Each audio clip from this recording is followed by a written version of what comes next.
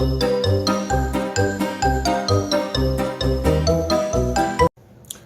everyone, hope all is doing well. Welcome to the Tilden Brown channel. Today I'm going to talk about more backyard decorating and landscaping ideals. The ideal I'm going to share with you today is to put down a nice little sitting area or a little patio design. There are a couple of supplies you will need if you intend on putting a patio down. Obviously the type of patio blocks you're going to utilize. I chose the 12-inch by 12-inch, 1-inch thick. You'll also need to make a border. There's a variety of materials that you can use for a border. I chose landscape timbers. What I did was 5 inches in from each end. I drilled a 1/2-inch hole, did 1 hole in the center for a total of 3 holes per board. I used 1/2-inch thick pre-cut rebar that is 12 inches in length or 1 foot. Drove those in with a mallet right into the ground. Nice permanent fit. And for whatever reason, if you need to in the future, it can also be pried out. Once you're done putting them down, then you're going to top it off with your joint sand and water it, which I'll discuss in the video that I'm going to show you. And then you'll have a nice looking sitting area. If you like the video, please hit that like button. If you want to leave me a constructive comment, please feel free to do so. And hope you enjoy the video, and thanks for watching. Hello, welcome back to Ideals and Tips for Decorating Your Yard. I was thinking about starting first with the patio ideal. I started out with a little bit of clear area, well actually a lot of clear area. When you're putting down a patio, you would like to start from scratch. So if you have an ideal about putting down a patio, simple, affordable, here's one way to get started. You have to clear out the spot you want to do, whether you're going to go 8 by 8, 10 by 10, whatever your dimensions are. I went with a 10 by 14. What I did was, because I had dirt and gravel to begin with, for the most part all I had to do was form up and lay out the area. I used landscape timbers as my forms, and then I used 12-inch long rebar. I bought about a dozen or two of those, and then I took I got the 1/2-inch rebar, and I took a 1/2-inch wood drill bit and drilled through the landscape timbers. I went in 5 inches from each end and then 1 in the center, total of 3 per timber.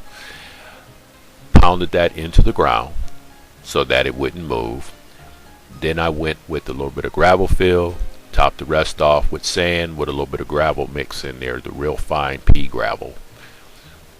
Now, added tip when buying your sand or any of those type of mixes, as opposed to going to your local home improvement stores and paying for those individual bags, which will add up quite quickly.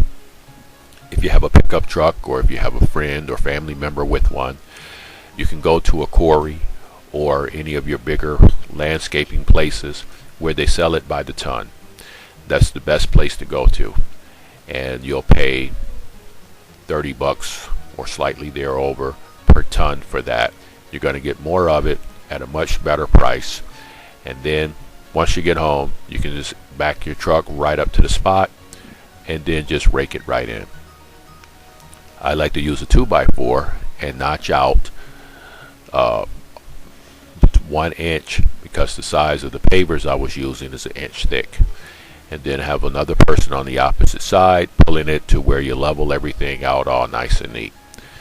Then what you want to do is you want to lay your pavers down. You lay your pavers as straight as you can get them. They do have little tabs and things you can buy. You can go that route, or you can just eyeball it as you go. Either way is fine. The straighter you get it, of course, the nicer it's going to look. I like to leave one end open so that when I'm totally finished, then I'll seal in that final end. Once I have everything completed, then what I like to do is I like to take a clean broom, sweep everything off, and they have the sand joint mix that you can put in. Start at one corner, pour your little pile, and then sweep all the way down till you get to the opposite side, and keep going until you're totally done. Once you're totally done sweeping in that joint mix sand, then you're going to get up all excess. Make sure you sweep everything off of it nice and clean. Then you want to take your garden hose and put it on a nice mist spray, and you want to soak it up real good. Don't want to get carried away with it. You just want to wet it real nice without washing any of that mix out. After that, it's going to set up real nice for you. That's going to do two things. Number one, it's going to help block the weeds out, and second, it's going to be semi-permanent. If you ever need to pop one of those out, what's going to happen is you're going to be able to take it out quite easily by means of a chisel or either a screwdriver and a hammer. Just break the joint loose, the sand there, and then you'll use a scraper to get the rest of the sand off of the block, and you can reuse that same paper. That's the beauty of having that. When I was done, I also put a little bit of sealer on it. The sealer lasted only a year, probably because I bought an economy grade. Next time around I bought a better grade. But anyway, as you can see where that one leg is, it kind of dropped a little bit. That was after it had weathered 1 year. I put that in about 5 years ago. And as a result, it came out nice, but it moved a little bit with the freeze and thaw process. And so it did what it's supposed to have done. It gave me a nice little sitting area. It looked good and it was functional. Worked out very well. I also decided to add a water feature, which I'll get into in my next video. But for the most part, you can see where my driveway there and yard is still pretty much unfinished. We'll get into that in other videos as well. But as you can see, for the most part, it's pretty well straight. Everything is lined up nice and even. Held up very well. I even drove my truck across that. That's how solid it was. Also, where the red area is, that became a sitting area to sit there to enjoy the water feature. As you can see, it held up pretty good. Then I added some decorations. I started out with this little well box here, and what I did with that was I used 1x6, and then I used the 2x2s as my little bracers for the corners, and I have a total of 4 per side, and I made 2 end panels. And what it is, those 1x6s, it's a total of 4 of those cut in 3-foot lengths. Put it together, then put the little roof on there, and I used the shims as a roof. Then I put green varnish on there, and it came out really nice. Once I was done with the varnish, I put a total of about 2 coats on there. First coat I put on, I let it sit overnight. Then the next day I put a second coat on. That's the unfinished look right there. And that's the finished look.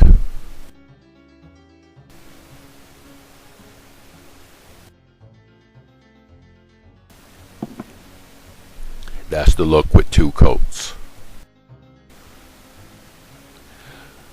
It held up well, nice decorating feature, and that's the way it looked after weathering for a bit. And you can see the rest of the patio blocks, how those held up pretty good. And my little patio cover there, I put that up every year. Nice little sitting area. Very affordable, but at the same time very nice. And as you can see, still the unfinished driveway, which is going to come up in the next video with the completed project. Then, because I was okay with that, but I wanted a little bit more, I came across a different ideal. I decided to go with what's called stamped concrete.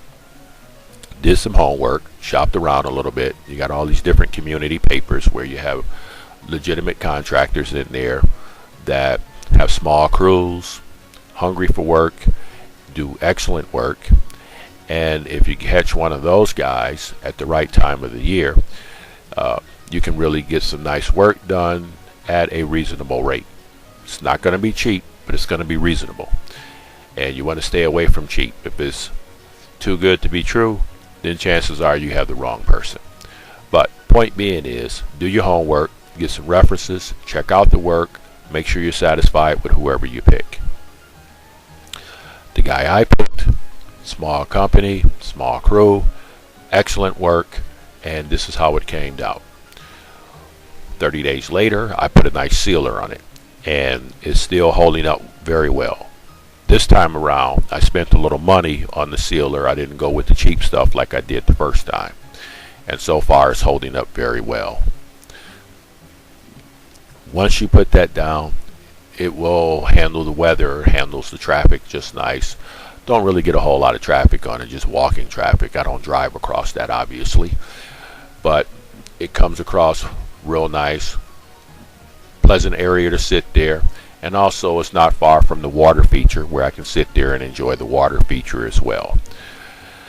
Then I went with some more decorating ideals. This was before I did the stamped concrete. This corner here where you see the barrel.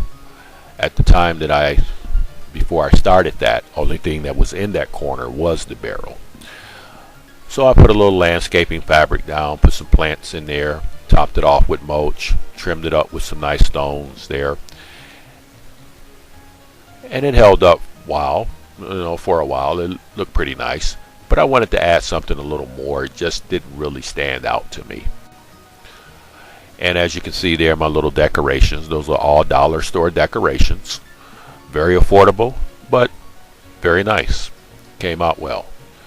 So what I did was I added a little extra feature in front of that. I went with some nice decorative stone, and that finished it off beautifully. As a result, it came out nice. And the little owls you see there, again, another nice feature, very affordable. Topped it off really nice.